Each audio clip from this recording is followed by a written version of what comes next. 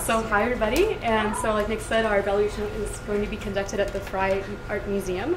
I'm sure all of you already know about the Frye, but just in case you don't, I'm going to provide a little bit of background information and then more specific information to contextualize our evaluation. So Frye is a fabulous free museum composed of a single floor of gallery space where visitors can enjoy exhibitions of contemporary art alongside works of the founding collections of German artists from the late 19th to 20th century.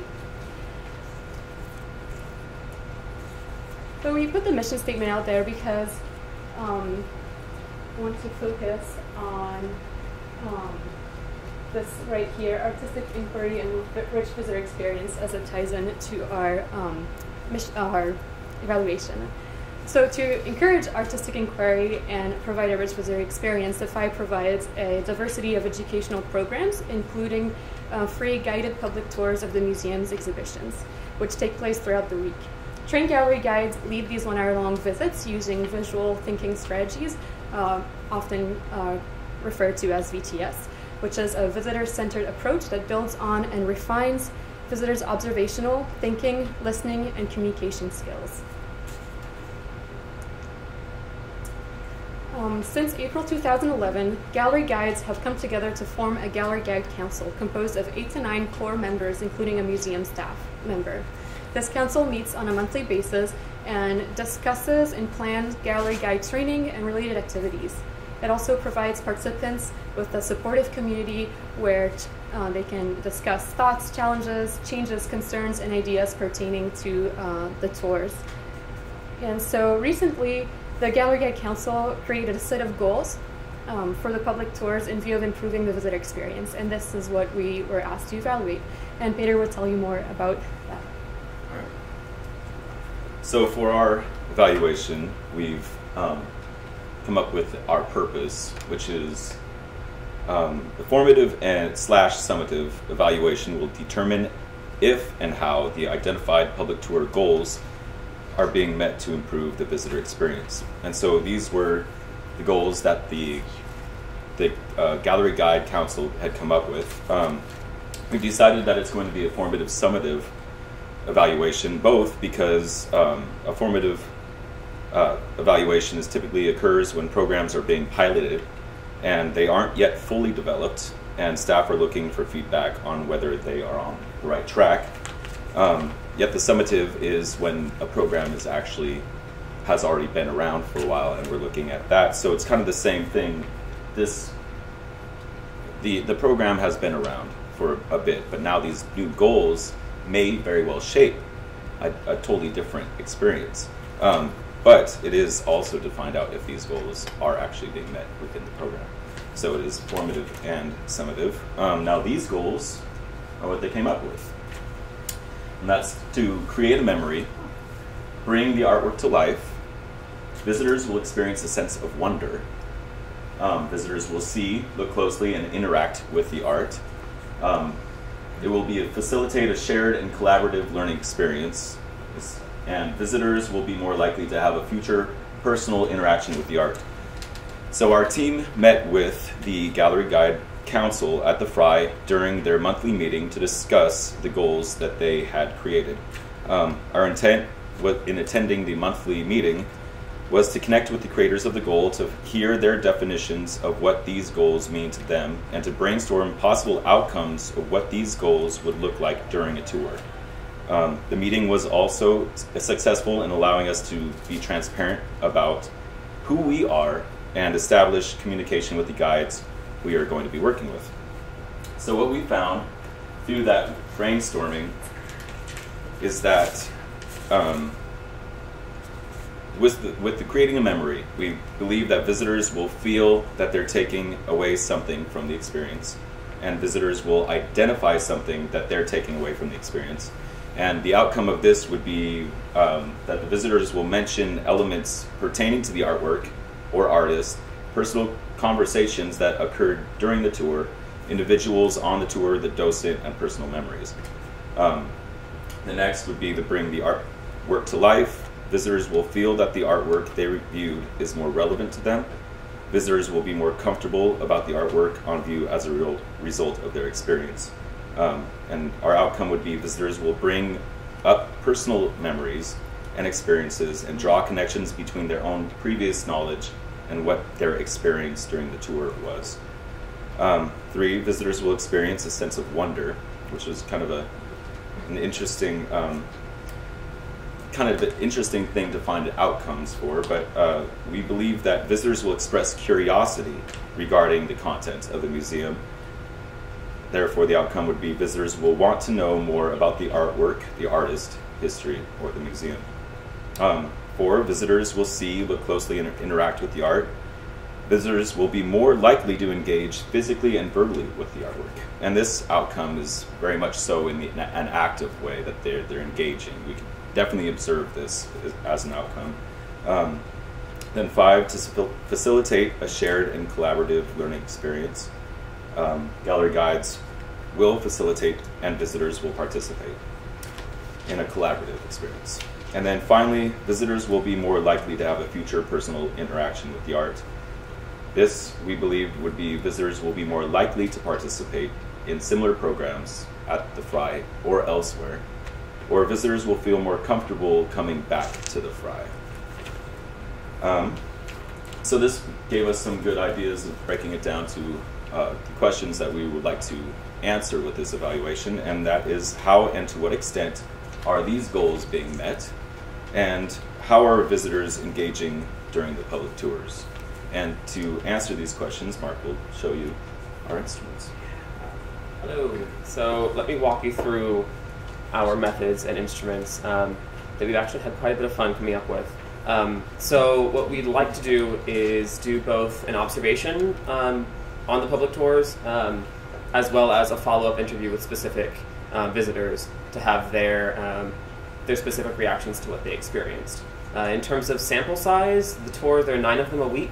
We're aiming, the evaluation will take place over roughly 10 weeks. We're aiming for something around 45 to 50 if possible. It really is a situation of the more the merrier and what scheduling can look like, because they're taking place regularly. So that's what we're looking for. In terms of the instruments themselves, this is our observation sheet. And we sort of delineated what sections of the instruments pertain to specific goals. It's a lot of content to remember, but I'll try and walk you through it. So in this case, the person that's observing the tour, it would be an individual, and they would fill out very simple things like the date, their initials, the guide's name, the age range of visitors at the first piece during the tour, because we've noticed in piloting our instrument that there's a huge ebb and flow of visitors that come and go during the tours. It's not like there's one group that constantly stays with the guide. It's very conversational, very informal. So it's very difficult for us to keep a constant number. Instead of going piece by piece, we decided to make it exhibition specific. So those are the 4 that will be up at some point during the evaluation period, and they would just check which exhibition they're in, because the guides are likely to at least hit 2 of those, I would say, during their tour. The number of pieces discussed in that exhibition, and then we did gained and lost to make up for that ebb and flow. So they would say something like G2 or L1 to make up for the constant flux of visitor numbers. Tour start time, end time, lingered after tour if they stay and talk to the guide. So that's very kind of straightforward and basic. All of this kind of nitty-gritty gets at essentially what the visitor is doing and what the guides are doing. So the top 4, pointing, gesturing, stepping forward, nodding, raised hand, all has to do with body language and pointing to the goal of seeing and interacting with the art, so how they're physically engaging during the tours. Questions to guide, questions to visitors, statement to guide, statement to visitors. When they say something, who they're saying it to. Is it something that's building off of what another visitor said, or is it a question directly to the guide or a statement directly to the guide? And then this section gets a little bit more at the content of their question or statement. We observed multiple tours and noticed the kind of trends that tend to come up. So kind of made room for those there. So that essentially gets at goal number 4, how visitors are verbally and physically engaging during the tours. In this case, and also goal number 5, I would say, but sharing and collaborative, how the tour is being facilitated and how the visitors are reacting to that. They do use VTS as a starting point, granted, it's a very informal and conversational approach, as I said. So the 3 main questions of ETS are something along the lines of what do you see, what makes you say that, and what more can we find, and these variations of those. But we have that there, as well as how does this make you feel, because we noticed that came up quite a bit, so make room for that. And then more, I guess, opening what they're saying up. So is it a follow-up question? Did they use that as a follow-up question? If they're making statements, are they informative statements or interpretive statements? Because it seems like that varies widely. And then something we noticed that made the instrument kind of tricky is that there's a lot of entering a space and saying, take some time, look around, we'll come back together, which I think is what promotes that whole ebb and flow. So we wanted to make room for that and see how many times that's happening. So that's the observation. 1 sheet will be used per exhibition, not per piece. So it'll only be 2 to 4 sheets that will be used for a tour. After the tour, the person that did the observation will randomly select a visitor that was in the tour and conduct an interview with them that is using a fancy schmancy iPad. So it's interesting how we were able to come up with this.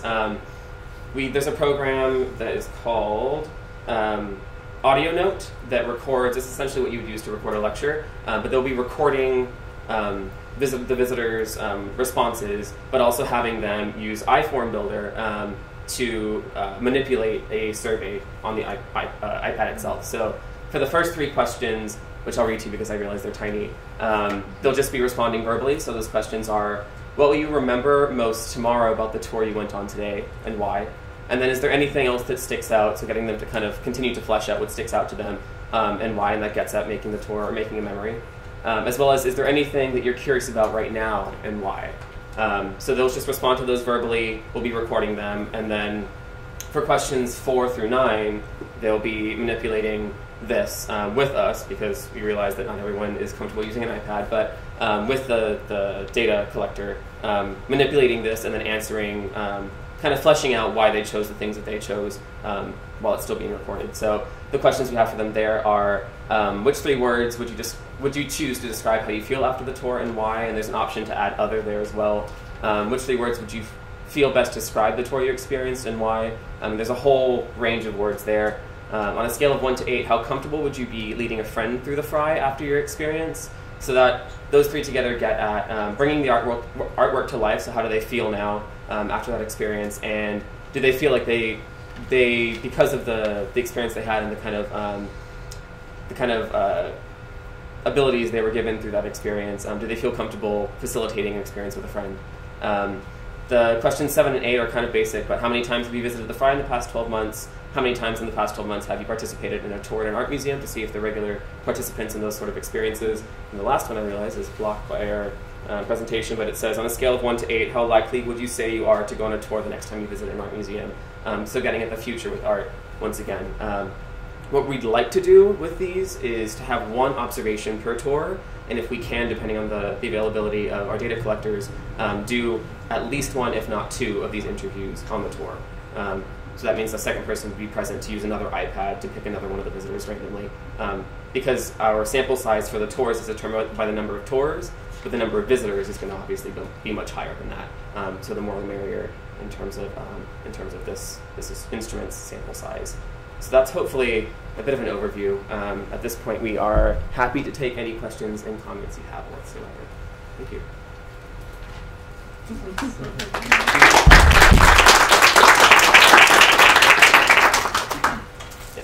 I know you said you would sort of do it with them because people don't really know how to use iPads. Are you worried at all that you standing right there while they fill it out will affect how they fill it out in terms of, I mean, you know, you're not affiliated with the museum, they don't really know that, and they might feel like, oh, I should say nice things because someone's standing here watching me. Yeah. Or are you going to kind of like leave them alone while they fill it out? The facilitation is really just to get them to understand the format.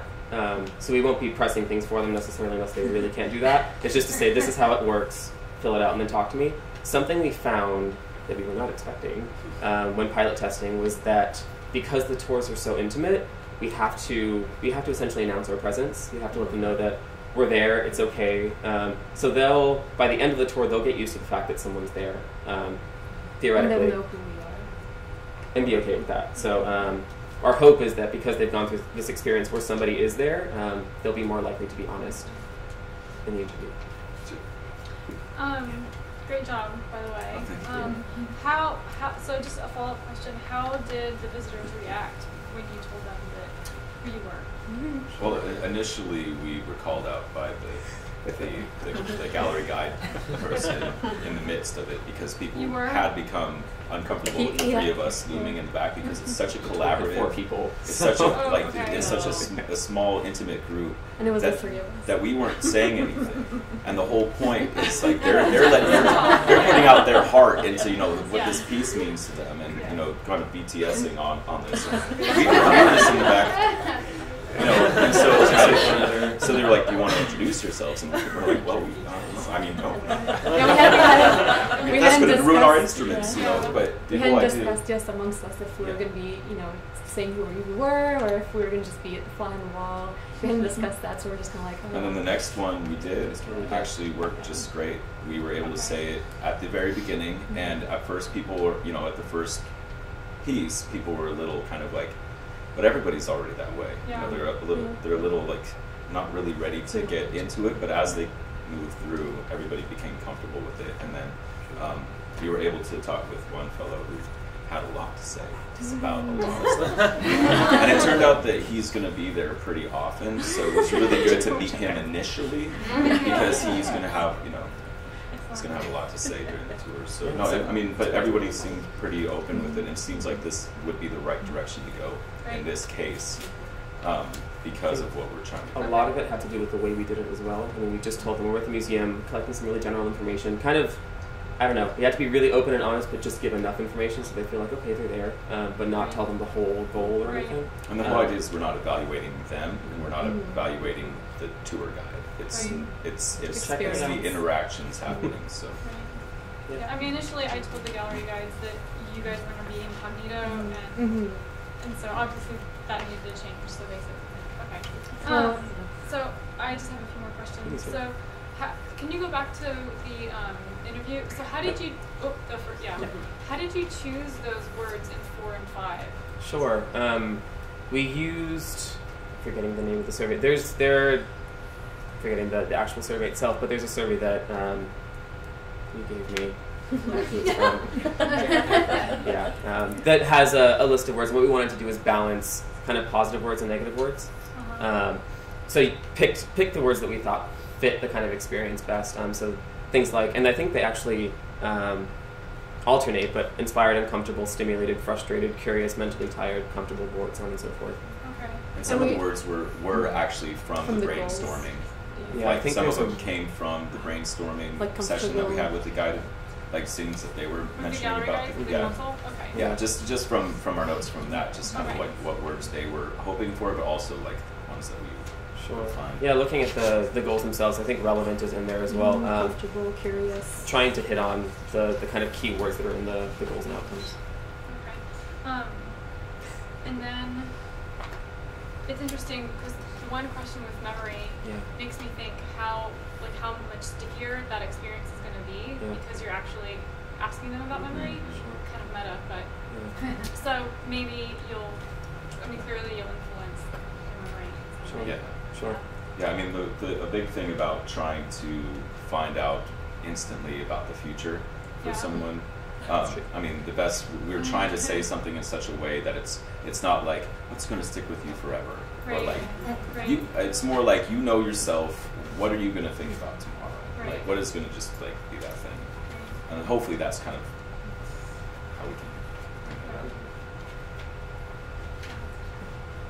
Thanks. Okay, who was first?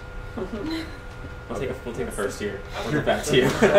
I'm just curious, how do you think do you think using an iPad will have any influence on how people respond? Not so far, I have to say.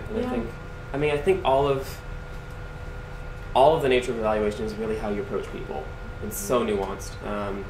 And if we're just open and honest about it, people are responsive. We pilot tested using the iPad on Sunday, and it worked out really well. It's almost like a fun little thing you kind of get to go through with them as well. I think if anything, it builds a little bit of camaraderie as opposed to creating more distance if you do it right. It seems like it might be something that people are more interested in being like, okay, yeah, I'll help you do this instead of activity. Coming up the whole idea of doing this informal evaluation is a lot of time people aren't really that responsive to wanting to do, and since we need these people to respond, because of the sample size and the amount of tours that we have, and that it very well could just be a 3-person group and they're all together, and to try to pull one person out to try to do it, it may be a little difficult. So a little bit the iPad seemed to spark with people that we like a bait. Like kind of like, hey, look at this fun thing we get to do, that kind of thing. So it's just a small part of it. Okay, you Who's going? Am I going? Yeah, go ahead, Eric. All right. So you mentioned there's a guy who said he'd probably be there many times. Yeah. Are you going to take into account, like, have you been on a BTS tour before at the Frye?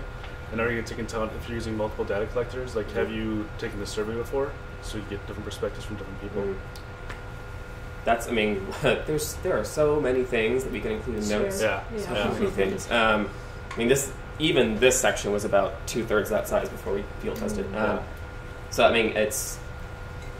I hate to say that we need to take mugshots of all the people that are going to show up multiple times, but that's definitely something we could add in. Yeah. So just what if there's people that go through multiple times? It may be part of our introduction as possibly introducing before the. And there's a question about, how many times have you been at the Frye the last 12 months? That could be a follow-up question for that. Yeah, have you done this tour? Because it seems like you all do have repeat visitors. We definitely do, frequently. because we're, again, free, and so people make it their home, and they come, and frequently, which is great. So how are you going to randomly choose someone for the tour? And what if your random choice says no? Sure. We have to take note, if they say no, take note of that, because the tour, more likely than not, the tour is going to disperse afterwards. So if you pick that person and they say no, it doesn't, you didn't do one that day.